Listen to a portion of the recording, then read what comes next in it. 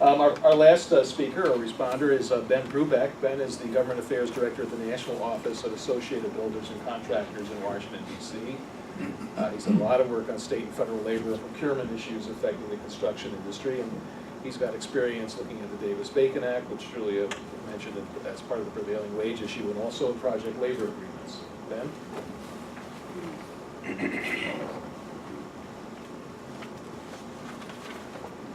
there you are. Thanks. You're welcome. Thanks, EJ, and Empire Center. I appreciate being invited to come talk about this. I mean, it's bad cleanup here, hearing about how New York's infrastructure is suffering from some pretty bad laws and some pretty bad management. And I want to talk to you a little bit about project labor agreements, which is another factor contributing to New York's increased costs and poor roads.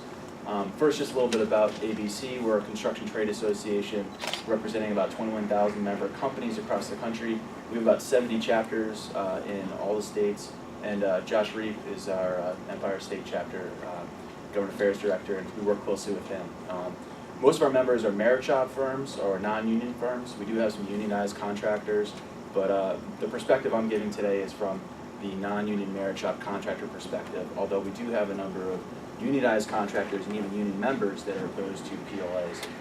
And when I talk about project labor agreements known as PLAs, I'm referring to government-mandated project labor agreements.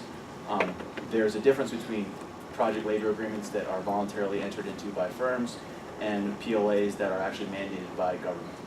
So hopefully that gives you some clarification on some of those points I want to make today. So anyway, what exactly is a PLA?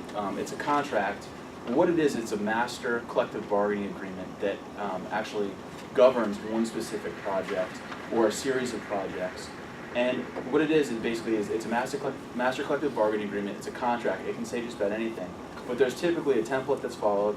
And what it does is it takes all of the different trade unions' various collective bargaining agreements, it puts them under one collective bargaining agreement, and tries to squeeze out some of the inefficiencies that are really only applicable to unionized contractors that are working under these collective bargaining agreements.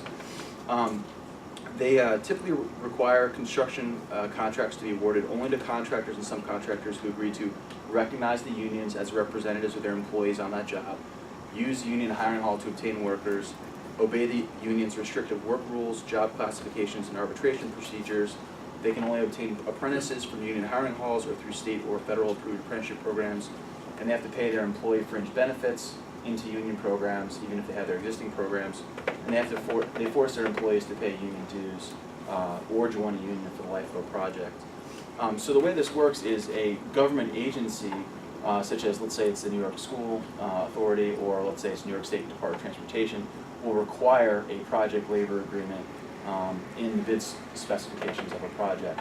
And so what that means is that if you're a contractor and you want to bid on this project and compete for this project, you have to sign something called a letter of assent, which requires you to agree to all these terms and conditions in the PLA. If you don't agree to it, you can't win the contract. So that's what a government-mandated PLA is, essentially.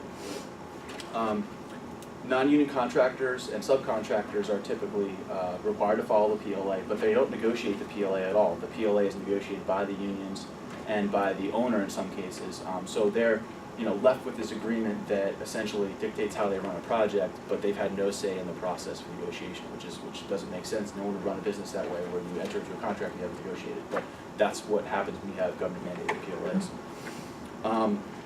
PLA proponents claim that PLAs first started in the 1930s on large public infrastructure projects like the Hoover Dam and the Cooley Dam. In the 30s, they were used as a tool to prevent strikes.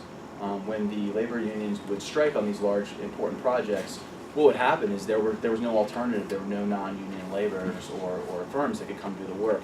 Back then in the 30s, the construction workforce was almost over 80% unionized. Now today, if you look at the BLS data, it's been a tremendous, precipitous drop, and it's only 14% of construction workforce in the country is unionized. If you look at the data from the BLS, when they first started looking at this data in 1973, it was about 40% unionized. So just in the last 40 years we're talking about, there's been a tremendous drop there. New York's been very similar to that data in terms of the construction workforce being unionized. It's about 1 out of 4 workers now. A lot of that is because New York City is a very dense union area, and the area around there there, but you go upstate, it's more around the national average of 14%. So the PLA debate has gotten quite contentious, just like prevailing wage has in the recent years, because the unions have advanced PLAs when they're mandated as a protection tool to interfere with the free market. And what they do is they get their friends in government to require the PLAs. What that does is that discourages competition from non-union contractors, and it discourages non-union construction workers to compete for these projects and work on these projects in their own community. So it's used as a tool to essentially distort the free market. And what's interesting is that we've seen that the PLAs are allowed under the National Labor Relations Act. There's been some legal wrangling at the federal level and also at the state and local level about their legality and their validity. If for those of you who are attorneys in the room, the controlling case is the Boston Harbor case, which says that if you're acting as a market participant, you can require the use of a project labor agreement or prohibit the use of a project labor agreement in your bid specifications. The federal level, the Albaugh case is an important case. And then we get to New York, and there's an important case called AGC versus the New York Thruway Authority. And I won't bore you with the details of the case, but basically what that case said is that there's got to be if a state entity wants to require a project labor agreement in New York, they have to have demonstrated that there's a basis for doing so and that it conforms with New York State's competitive bidding laws. And so back in 1997, Governor Pataki, sorry Michael, issued an executive order which... I was off that day. Okay. Which encourages state agencies to look at a project labor agreement and see whether it's appropriate or not for a project.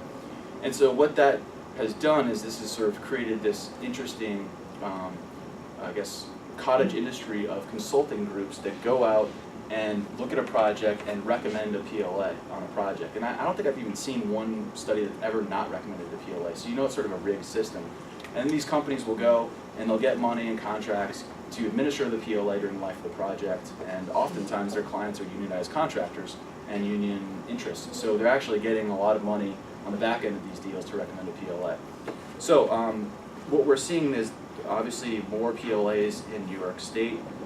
This is certainly troubling because of the numbers we discussed, and I'll get into this a little bit more in the presentation, but I just wanted to sort of quickly cover sort of what a PLA really is, and I discussed it earlier, but it's a way to create a virtual monopoly on construction job sites for unions by reducing competition from quality non-union contractors and skilled non-union employees. Okay, throw logic out the window, throw data out the window.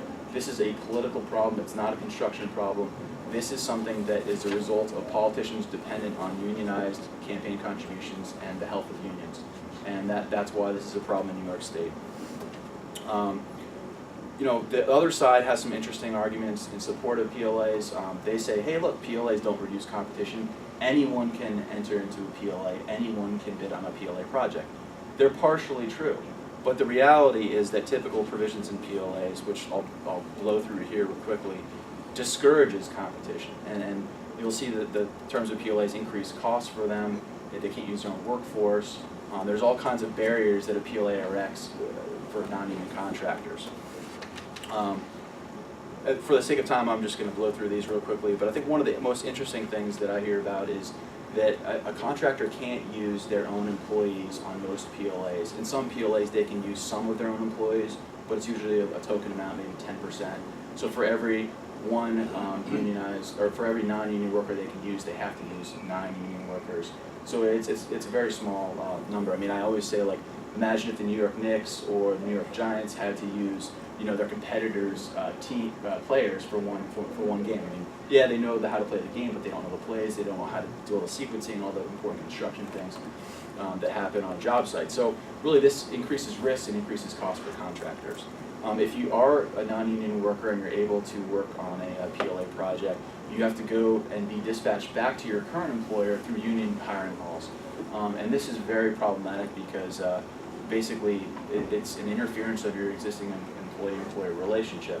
And then the remaining unionized workers that are dispatched to non-union contractors working on a PLA project are union workers. They're usually perhaps maybe not the best trained or the best workers. It just depends on where they are in the union hiring hall dispatch procedure.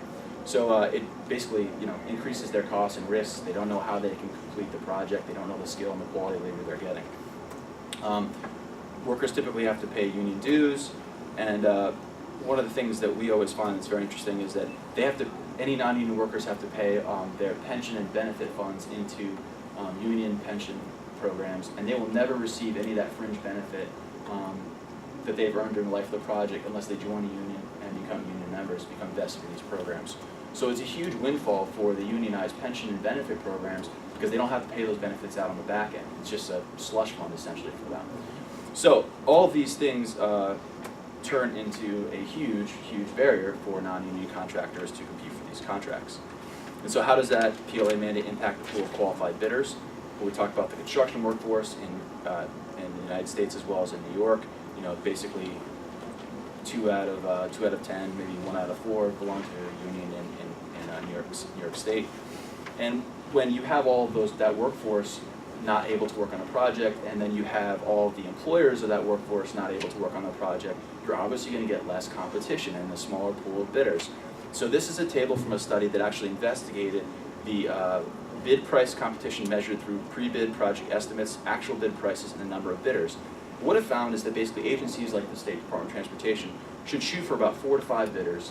If they do that, they'll basically hit the project engineering's estimate.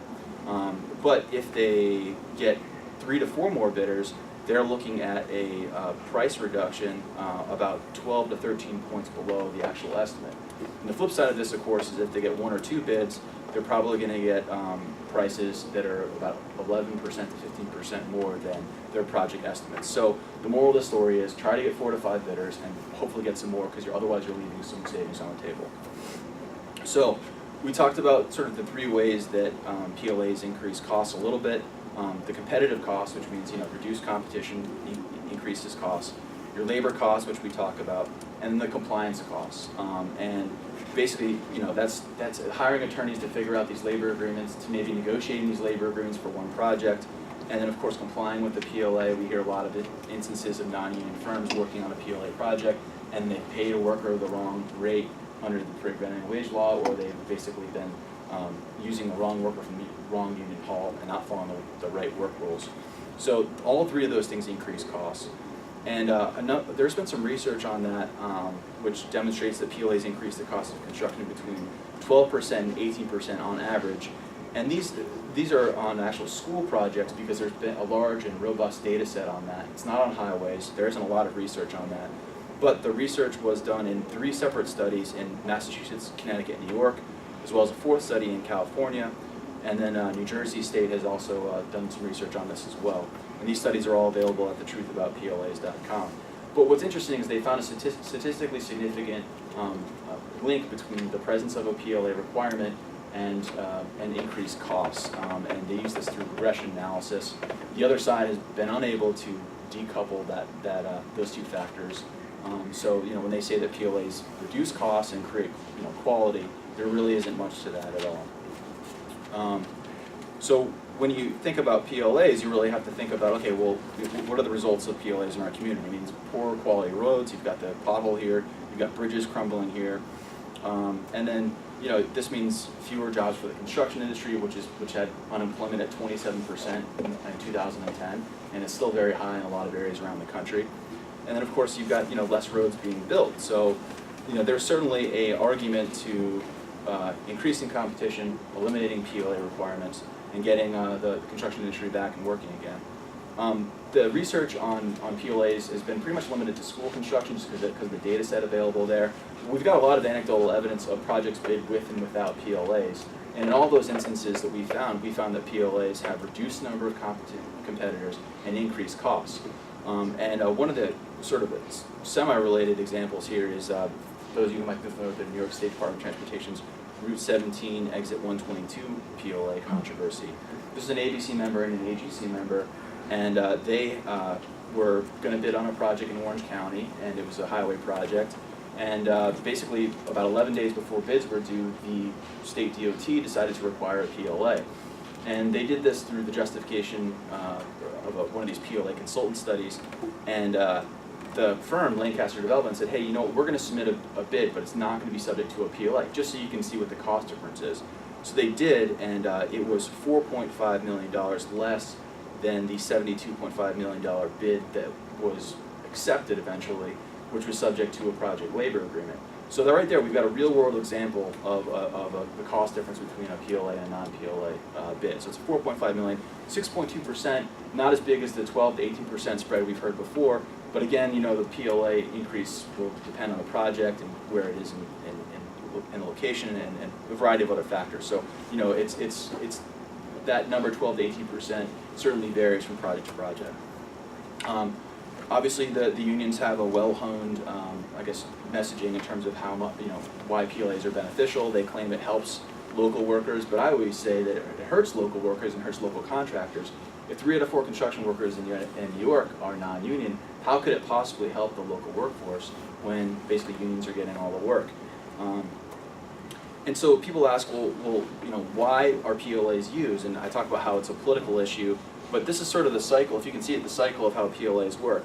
Politicians mandate PLAs on public projects, union contractors win the contracts, union members perform the work, unions collect dues from the union members, and then they collect fees from union contractors, and that goes back into union funds like PACs and other slush funds. And then those union funds are then used to help elect PLA-friendly politicians, and then unions lobby for more PLAs, and then more politicians use PLAs. So it's what I call a negative feedback loop. You see that a lot in nature. This is just a PAC spending of federal union PACs and how much they give, and this is why PLAs are an issue at the federal level. One thing that will impact New York too is President Obama's Executive Order 13502. He signed that a couple days after being in office in 2009, and what it does is it encourages federal agencies to require PLAs on projects exceeding $25 million in total costs. It also lifted a President Bush executive order that had prohibited project labor agreement mandates on federal and federally assisted projects. So when that happened, basically it meant that federal projects could be subject to PLAs on a case-by-case basis, and then states like New York were free to require PLAs on federally assisted projects. So the federally assisted project world of construction is a much, much larger population than just straight federal construction. So that's been an interesting fight at the federal level. ABC and our coalition, including AGC, have been fighting that, and we've been very successful at fighting that back. This is just a graph on that. This is another slide that talks about how ABC members have been able to win a lot of those contracts despite threats of PLAs. But I wanted just to show you some data I pulled on FHWA-assisted projects subject to PLAs. FHWA has to approve these PLAs, and only 4 states have been using these PLAs, and that's California, New York, Massachusetts, and Illinois. And if you see if you can see this bar chart or this pie chart, only about $3.8 billion in FHWA projects were subject to a PLA in New York State. And there are about 5 projects. The biggest one there, of course, is the Tappan Zee Bridge. And then also, just want to give you a quick update in response to the Obama order and in the response to people realizing the costs of PLAs at the state level. A number of states have required PLAs on projects, and then states have prohibited the use of PLAs on projects. So on this map, the blue states are the ones that are encouraging the use of PLAs, similar to Obama's executive order, and the red states are the ones that have prohibited them. And then here we are in April 2014, so you can see there's a lot more red on this map. That's because a lot of states have basically decided, you know, these PLAs aren't working for me, and I want to protect my interests, especially if there's any federal pressure or even state and local pressure to require PLAs. We don't need to go through all the arguments and sort of PLAs, but just want to close this presentation by explaining what can be done. I think the first thing that can be done is rescind Executive Order number 49. That's encouraging the use of PLAs on New York State projects. The second thing is elect free enterprise candidates. Like I said before, it's a political problem, not a construction problem. And the third thing is untangle Wick's law exemption from PLAs. Right now, there's Wick's law, I'm sure a lot of you are familiar with. The union lobby pushed really hard to say that you can be exempt from Wick's law, but you have to use a PLA. So it's sort of trading bad medicine for other bad medicine. The fourth thing I think is to challenge PLA requirements at the local, state, and federal level by attacking some of the shoddy work of the PLA consultants I talked about earlier, especially in New York, and then documenting problems on PLA projects related to safety, competition delays, and other issues there. And I think additional research would be really welcome on this topic, especially in the highway and infrastructure area. You know, we've got good data sets on public school buildings, but not on highways. So hopefully this is giving you guys a good overview of the project labor agreement issue. I'm happy to take questions, and I encourage you to take a look at thetruthaboutplas.com, which is a website that I run and write articles for on occasion. So thank you. Thank you. Thanks very much.